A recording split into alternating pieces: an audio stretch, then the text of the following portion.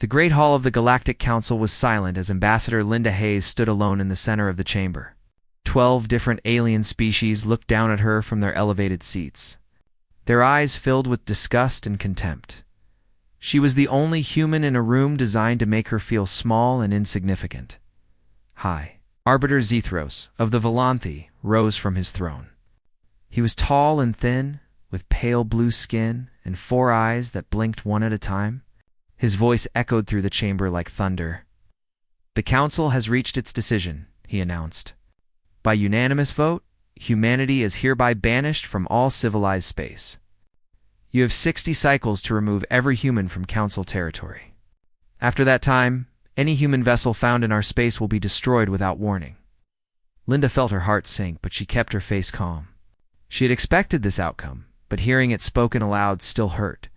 Humanity had only discovered they were not alone in the universe 30 years ago. They had tried so hard to fit in, to follow the rules, to prove they belonged among the stars. "May I ask why?" she said, her voice steady, despite the fear in her chest. Zethros looked at her with something close to pity. "Your species is too dangerous. You conquered your own planet through endless wars. You eat the flesh of other creatures. You fight over ideas, over resources, over pride. Violence is woven into your very nature. The Council cannot allow such barbarism to spread among peaceful civilizations." A murmur of agreement rippled through the chamber.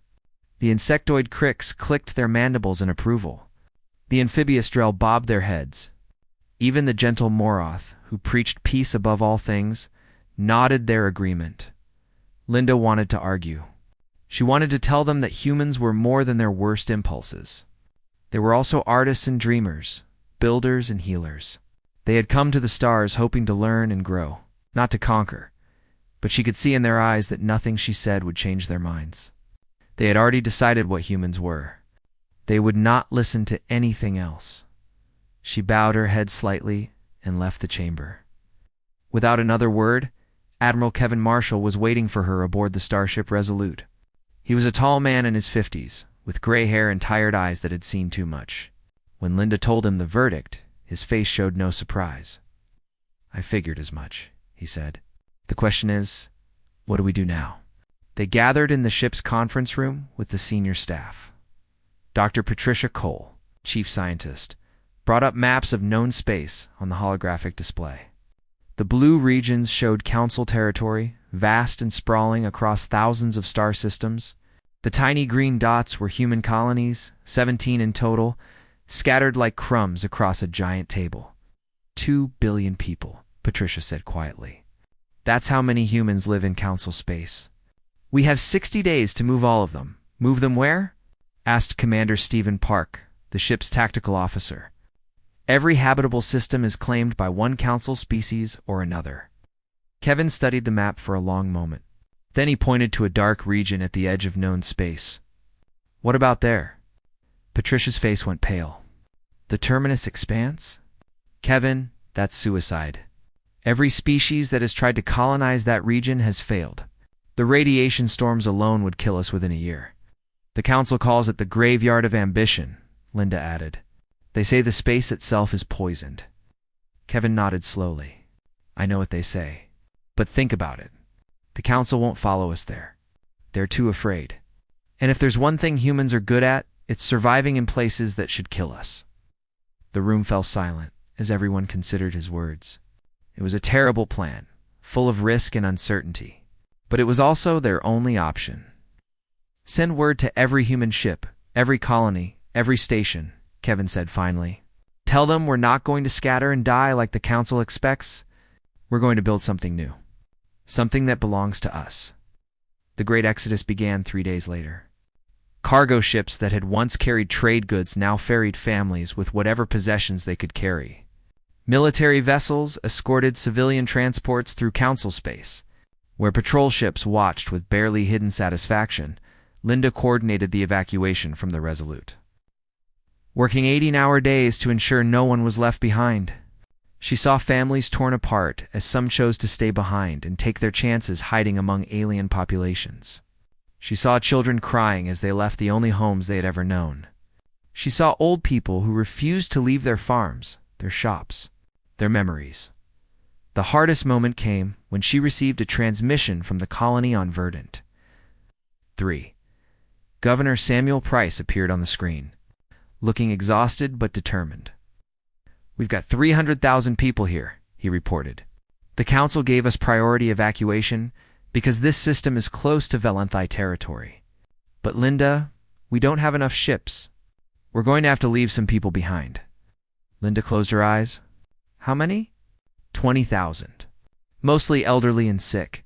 They volunteered to stay so the children could go. She wanted to scream at the injustice of it. These people had done nothing wrong.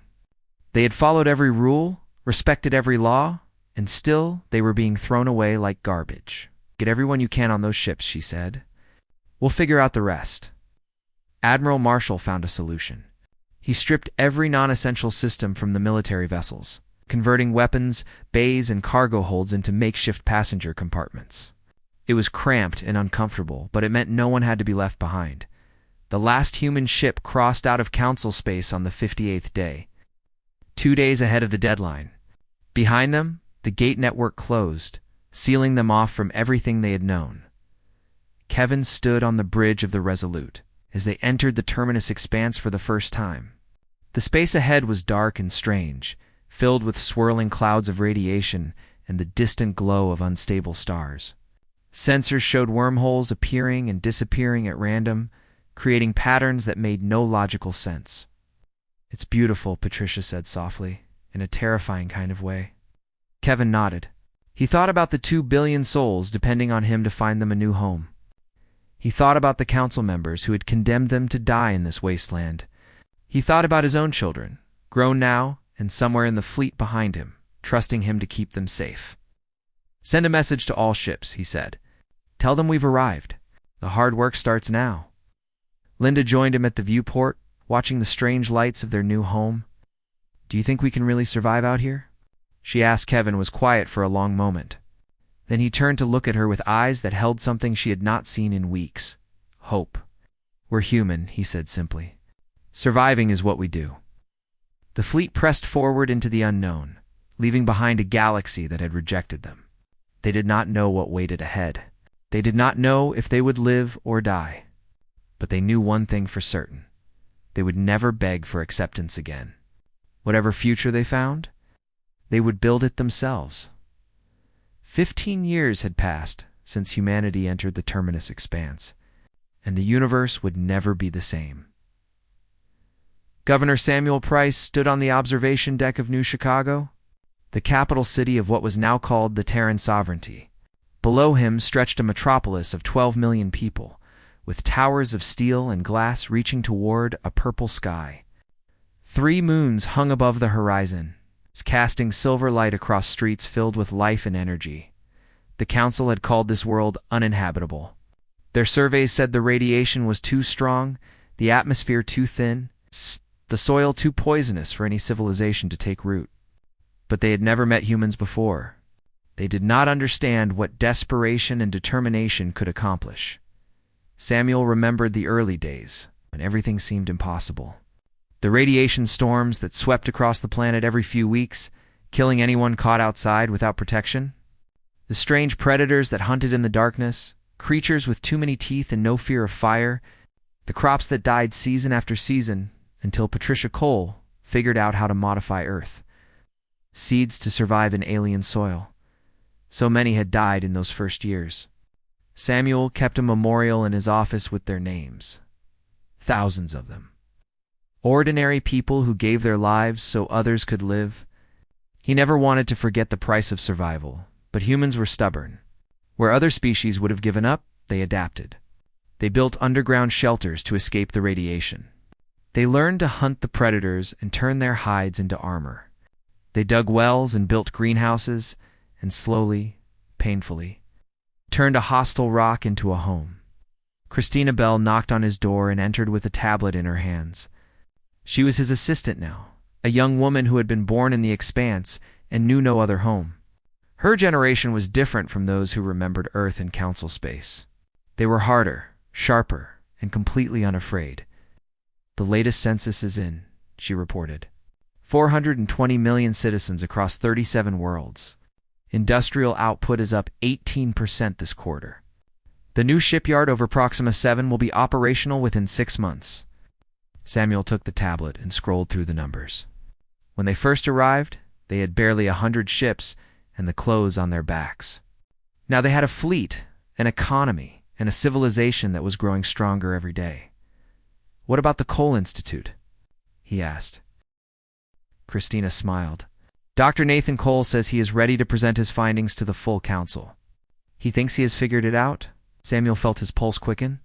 Nathan was Patricia Cole's son, born just 3 years after the Exodus. He had spent his entire life studying the strange physics of the terminus expanse, trying to understand the wormholes that appeared and disappeared without warning. If he had truly found an answer, it would change everything. The council met that evening in the Great Hall of New Chicago. President Daniel Hayes sat at the head of the table, a man of 40 who carried the weight of his office with quiet dignity. He was Linda Hayes' nephew.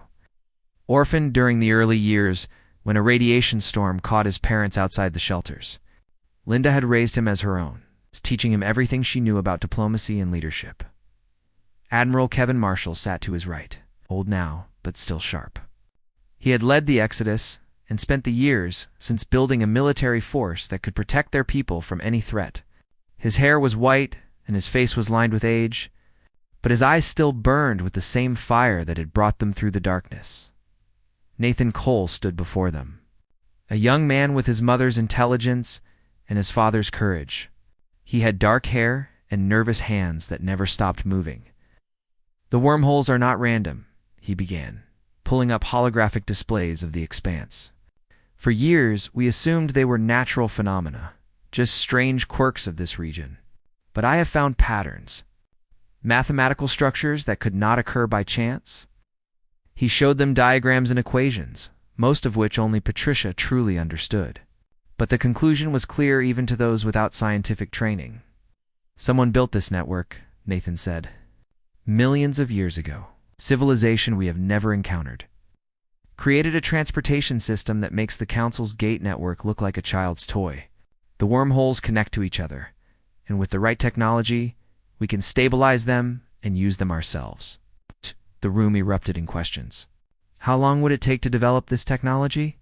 How far did the network extend? Could they use it to return to Council space? Nathan answered each question patiently, but it was the last one that made Daniel lean forward in his seat. "The network extends everywhere," Nathan said, "including through Council territory. If we master this technology, we could appear anywhere in the galaxy in seconds. We would have access to transportation routes that the Council does not even know exist." Daniel looked at Kevin, and something unspoken passed between them. For 15 years, they had focused on survival and growth. They had not forgotten the injustice of their exile. But they had been too busy building a new home to think about revenge. Now, for the first time, revenge was possible. The development program began the next day. Nathan led a team of the brightest scientists in the sovereignty, working around the clock to turn theory into reality. Resources poured in from every colony, everyone understanding that this project could determine the future of their species. Patricia Cole, now in her 70s but still working every day, watched her son with pride. She had been young and frightened during the Exodus, unsure if any of them would survive. Now she saw what humanity had become, forged in the crucible of the expanse into something stronger than anyone had imagined. 3 years later, the first stable wormhole opened. A small probe ship entered it at the edge of New Chicago's system and emerged 2,000 light-years away. In a region of space that had never been explored, the journey took less than 3 seconds. Cheering erupted across the sovereignty. People danced in the streets of every colony, celebrating a breakthrough that would reshape their civilization. Daniel Hayes announced a new era of expansion.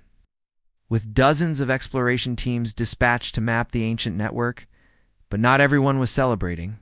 In his office, Admiral Kevin Marshall studied star charts that showed the locations of Council worlds.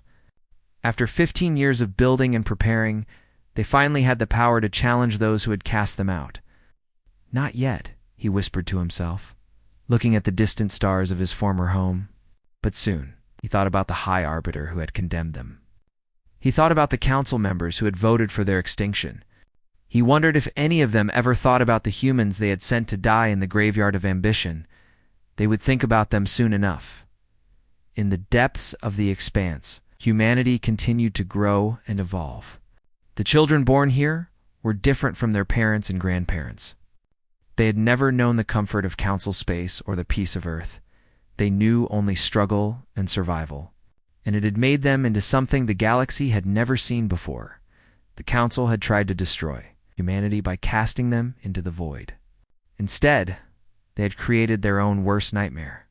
The exiles had become an empire, and their time was coming. The council first noticed something was wrong when their frontier colonies started disappearing. It began with a small mining outpost on the edge of Valanthi territory. One day it was there, sending routine reports and shipping her to the homeworld.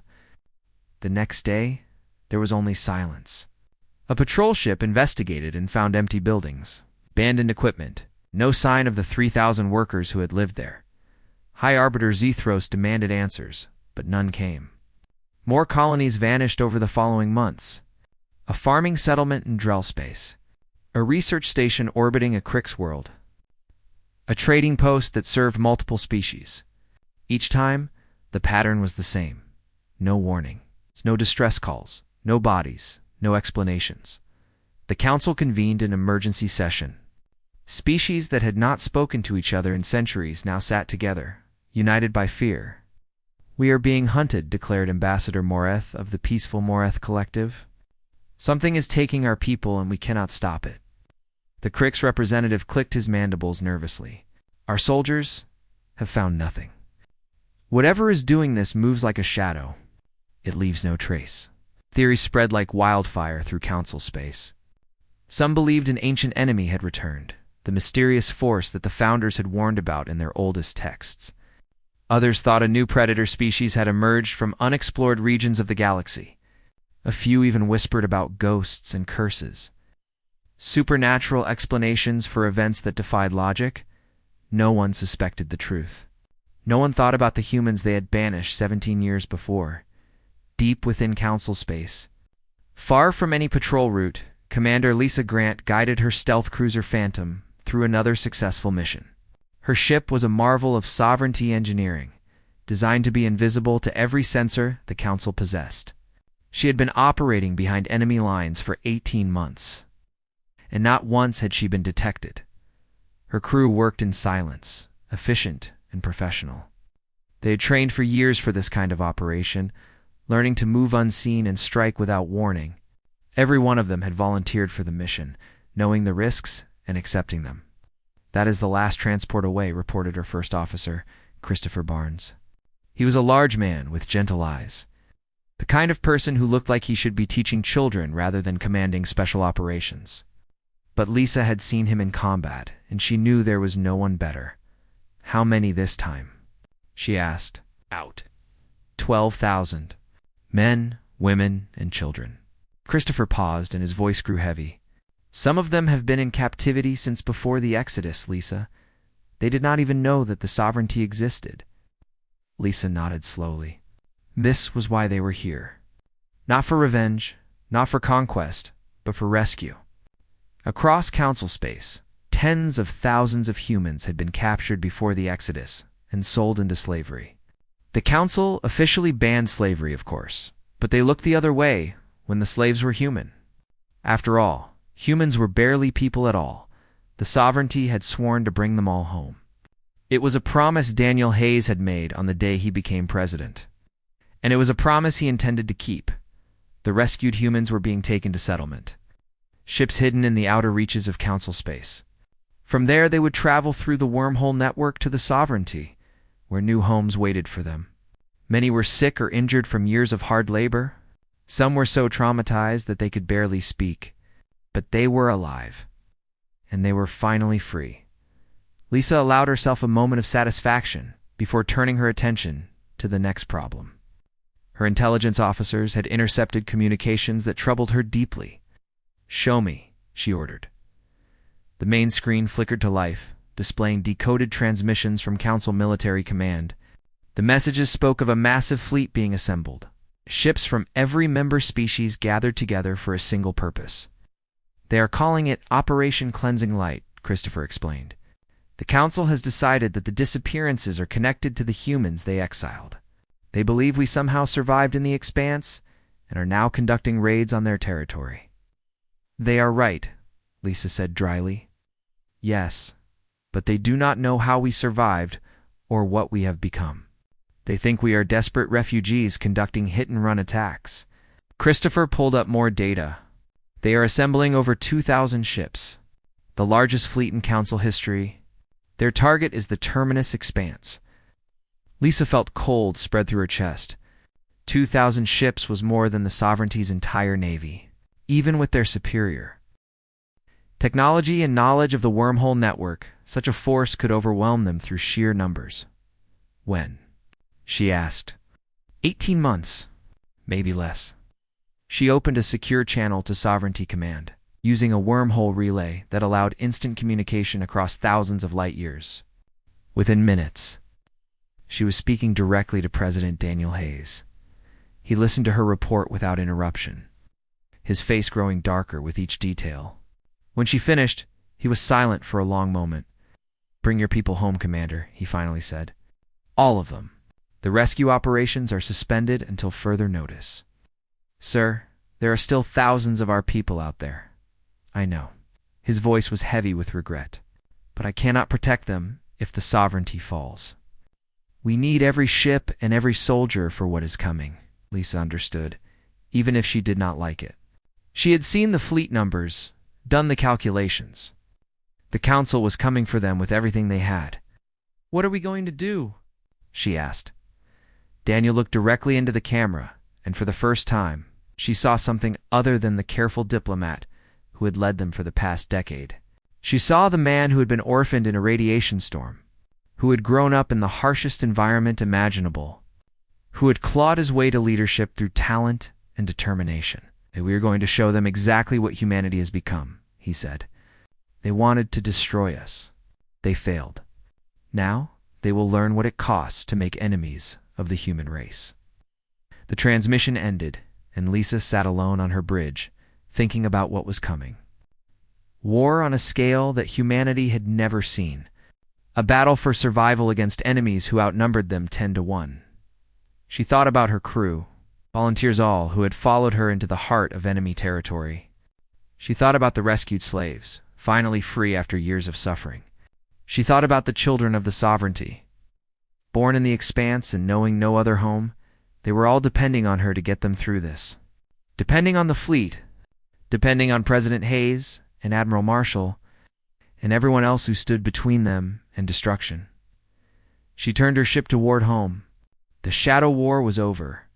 The real war was about to begin.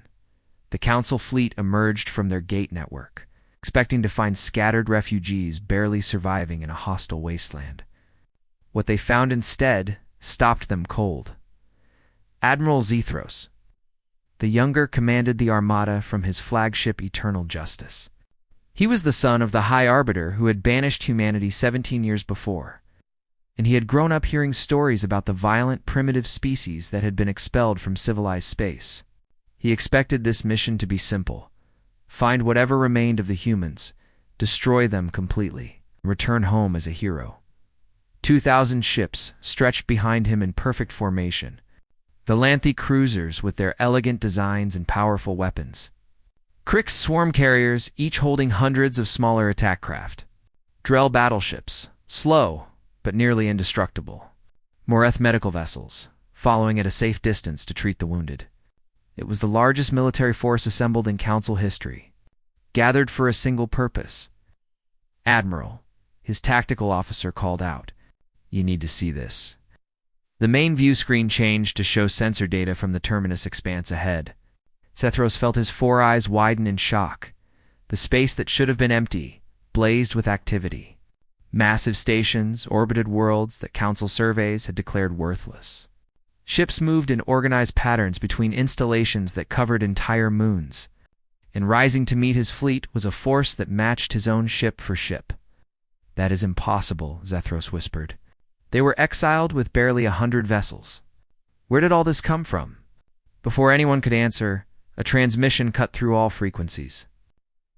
Every screen on every ship in the Council fleet displayed the same image: a human male in a simple gray uniform, standing before a flag Zethros had never seen before.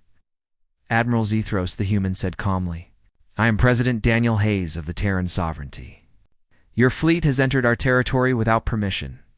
You have one opportunity to withdraw peacefully. I suggest you take it." Zethros stared at the screen, struggling to process what he was seeing. The humans had not just survived, they had built an empire. He thought about retreating. The wise choice would be to fall back, reassess, and return with better intelligence. But his father's voice echoed in his mind, reminding him of duty and honor and the sacred mission of the Council. Humanity was a disease that needed to be eliminated. Showing weakness now would only make the eventual war harder. "All ships advance," he ordered. "Destroy everything." The Battle of the Expanse threshold lasted 6 hours. In those 6 hours, the galaxy changed forever. The Council fleet moved forward in their traditional formation, expecting the humans to break and run before overwhelming numbers. Instead, the Sovereignty fleet held its ground, waiting until the enemy was fully committed before springing their trap. Wormholes opened throughout the battle space, portals that Council ships could not detect until it was too late. Human vessels appeared behind enemy lines, fired devastating volleys, and vanished before counterattacks could form. The Council had never fought an enemy who could be everywhere and nowhere at once. Commander Christopher Barnes led a squadron of destroyers straight into the heart of the enemy formation. His ship, the Swift Justice, was one of the fastest in the fleet, designed specifically for this kind of mission. He weaved through enemy fire like a dancer, his crew working in perfect coordination. "Target the flagship," he ordered. "Cut off the head and the body will follow." His ships converged on the Eternal Justice, overwhelming its shields with concentrated fire. The great vessel shuddered and began to list, its engines failing one by one. Escape pods launched as Admiral Zethros abandoned his command. On the other side of the battle, Captain Christina Bell commanded the cruiser Defiant. Her ship held the line against a Krix swarm attack, while civilian transports evacuated a research station that had been caught in the war zone.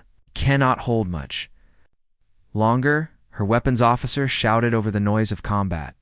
"They are breaking through." Christina looked at the sensor display. 2 transports were still loading passengers. They needed 5 more minutes. "Then we hold for 5 more minutes," she said. "All power to forward shields. Prepare to ram if necessary." The Krix ships pressed harder, sensing weakness. But Christina had learned warfare in the Expanse, fighting creatures that made the Krix look like insects. She knew exactly when to strike and when to hold. Her ship absorbed blow after blow, but it did not break. And when the last transport finally jumped to safety, she allowed herself a small smile. "Now we run," she said. Admiral Kevin Marshall watched the battle from the bridge of the Terran flagship Liberty. He was too old for frontline combat now, but his mind was as sharp as ever. He directed the fleet like a master conductor, adjusting formations and exploiting weaknesses that the enemy did not even know they had. The wormhole network was the key to everything. Council ships could only use the gate network, which had fixed entry and exit points. Human ships could appear anywhere, strike from any direction, and retreat before the enemy could respond. It was like fighting shadows. When it was over, 600 Council ships drifted as wreckage across the threshold. Another 400 had surrendered, their crews shocked and demoralized by the sudden reversal. The rest fled back through their gates. Carrying tales of the nightmare they had awakened, Kevin stood at the viewport, looking out at the debris field that had once been the greatest threat to his people. He thought about the Exodus 17 years before, when 100 battered ships had carried 2 billion refugees into the unknown. He thought about the friends who had died in those early years, sacrificing everything so others could live. "We did it," Patricia Cole said softly, joining him at the window. She was old now, her hair white, and her face lined with age. But her eyes still held the same fierce intelligence that had helped humanity survive the Expanse. "Not yet," Kevin replied. This was just one battle. The Council still has thousands of ships. They will come again. Then we will beat them again. Kevin shook his head slowly. No, we need to end this properly. Not with more battles, but with peace. Real peace, the kind they cannot break. He turned to his communications officer. Send a message to the Council. Tell them we are open to negotiations. Tell them the war is over if they want it to be. The message went out across the galaxy, carried through the gate network to every Council world. It spoke of strength, but also of mercy. It offered peace, but promised destruction if peace was refused. The Council had tried to eliminate humanity. They had failed catastrophically. Now they would have to face the consequences of their decision. President Daniel Hayes received word of the victory on New Chicago. The streets filled with celebrations as news spread across the sovereignty. People laughed and cried and held each other. Finally believing that they might actually survive, Daniel stood on his balcony, watching the celebrations below. He felt relief, but also sadness. So many had died to reach this moment. So many more would die if the war continued. His Aunt Linda joined him, her gray hair blowing in the evening breeze. She had been the one standing alone in the Council chamber 17 years ago, receiving humanity's death sentence. Now she would return as the ambassador of a power that the Council feared. Do you think they will accept peace? She asked. Daniel considered the question. They do not have a choice. We have shown them what we can do. Now they need to decide if they want to keep testing us. He looked up at the purple sky, at the 3 moons that had watched over their struggle from the beginning. Somewhere out there, the Council was deciding humanity's fate once again. But this time, the decision would be different. This time, humanity held all the power. High Arbiter Zethros received the human delegation in the same chamber where his father had condemned them 17 years before. The irony was not lost on anyone present. He sat on the same throne, surrounded by the same 12 species. Looking down at the same raised platform where Ambassador Linda Hayes had once stood alone, but everything else had changed. His father was dead, killed by the shame of watching his son flee from battle. The Council was fractured, its member species questioning leadership that had led them to such a catastrophic defeat. And the humans who stood before him now were not frightened. Refugees begging for mercy, they were conquerors. Linda Hayes led the delegation, gray-haired now, but standing straighter than she had 17 years ago. Beside her stood President Daniel Hayes, tall and calm in his simple gray uniform. Admiral Kevin Marshall attended via hologram, too frail to make the journey in person, but unwilling to miss this moment. Behind them stood representatives from every major world in the Terran sovereignty. Men and women who had built an empire from nothing. The chamber was silent as Linda stepped forward. She looked up at Zethros, meeting his 4 eyes without fear. You exiled us because you thought we were dangerous, she said, her voice clear and strong. You were right. We are dangerous. We had to be, to survive what you sentenced us to. But we are not your enemies unless you choose to make us so. Zethros struggled to maintain his composure. The defeat at the Expanse threshold had shattered everything he believed about his species and their place in the galaxy. The Valanthi were supposed to be the greatest power in known space, the wise elders who guided lesser civilizations. Now they were facing a species they had tried to destroy, and that species was stronger than all of them combined. He asked, his voice barely above a whisper.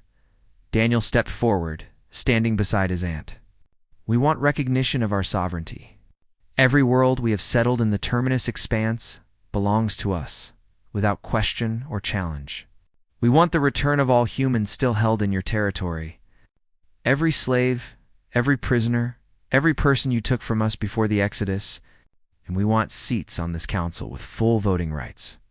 Gasps echoed through the chamber. The Crix representative clicked his mandibles in outrage. The Drell ambassador's gills flared with shock. Even the peaceful Moroth shifted uncomfortably in their seats. No species has ever been granted council membership after being exiled, Zethros said. The very idea violates thousands of years of precedent. Precedent did not stop you from trying to exterminate us, Daniel replied calmly. You sent 2,000 ships to finish what exile started. You expected to find a dying species clinging to survival in a wasteland. Instead, you found an empire that destroyed half your fleet in a single afternoon. He paused, letting the words sink in. We are not asking for your approval. We are telling you what will happen. The only question is whether it happens peacefully or through more war. Commander Lisa Grant, attending via hologram alongside Admiral Marshall, spoke next. We have mapped your entire gate network. We know the locations of every member world, every military installation, every resource depot. We can appear anywhere in your territory within seconds, strike any target we choose, and vanish before you can respond. She pulled up holographic displays showing council space riddled with wormhole connections they had never suspected existed. We do not want war, she continued. We have spent 17 years building a home in the expanse, raising families, creating a civilization worth protecting. But if you force another war on us, we will not stop until we have dismantled everything you have built. Every world, every station, everything. The chamber fell silent. Zethros looked around at his fellow council members, seeing the same fear in their eyes that he felt in his own hearts. The humans were not bluffing. They had already proven what they were capable of. We need time to consider, he said finally. Daniel nodded. You have 3 days. After that, we will take your silence as a declaration of continued hostilities. The human delegation withdrew, leaving the council to debate their fate. The arguments lasted for 2 days straight, with species accusing each other of responsibility for the disaster. The Krix blamed the Velanthi for underestimating the humans. The Drell blamed the Krix for their failed swarm tactics. The Morth simply pleaded for peace at any cost, in the end. Fear won out over pride. On the 3rd day, High Arbiter Zethros announced the Council's decision. Humanity was granted everything they demanded and more. The Terran sovereignty was recognized as a full member state with equal voting rights. All human slaves and prisoners would be returned within 1 year. Trade agreements would be negotiated. Military cooperation would be discussed. The species that had been banished as barbaric animals now took their place among the stars as equals. The news spread across both council space and the sovereignty within hours. On New Chicago, the celebrations lasted for 3 days. People danced in the streets, sang songs of victory, and wept with joy at what they had accomplished. Children who had never known anything but the expanse looked up at their parents and asked what this all meant. Linda Hayes stood on the observation deck of the presidential palace, watching the celebrations below. Fireworks painted the purple sky in colors that reminded her of Earth, the home she had never expected to see again. Daniel joined her, carrying 2 glasses of wine from the reception inside. Grandmother used to tell me about Earth, he said softly, handing her a glass. About blue skies and green fields and oceans that stretched forever. Do you think we will ever go back? Linda considered the question. Earth was still out there, somewhere on the other side of council space. The birthplace of a species that had been told they were not worthy of the stars. Someday, she said, when we are ready. When we have built something worthy of where we came from, she thought about the journey that had brought them here. The exile that should have destroyed them. The expanse that should have killed them. The battle that should have ended them. Through all of it, humanity had survived and grown stronger. We were alone, she said. Rejected by everyone, abandoned to die in a wasteland. And we built this. She gestured at the city below, at the civilization they had created from nothing. Not because we are better than them, but because we refused to give up? Daniel nodded slowly. The council was afraid of what we might become. They thought they could destroy us before we grew too powerful. They were right to be afraid, Linda said. They just acted too late. Below them, the people of the Terran sovereignty continued their celebration. They had been exiled, hunted, and condemned. They had answered with an empire. In the Great Hall of the Galactic Council, a human delegation now sat among the stars. In the terminus expanse, colonies prospered on worlds that should have been uninhabitable. In the spaces between, ships moved through wormholes that connected everywhere and nowhere. The galaxy had feared what humanity might become. Now they would learn to live alongside it. Whether they wanted to or not, Linda raised her glass to the purple sky and the 3 moons that had watched over there. Struggle from the beginning to humanity, she said. Daniel touched his glass to hers, to survival. They drank together. As the celebrations continued below, 2 representatives of a species that had turned exile into triumph and condemnation into glory. The story was not over. There would be challenges ahead, conflicts and compromises, and difficult choices. But for now, they had one, and they would never let the galaxy forget it.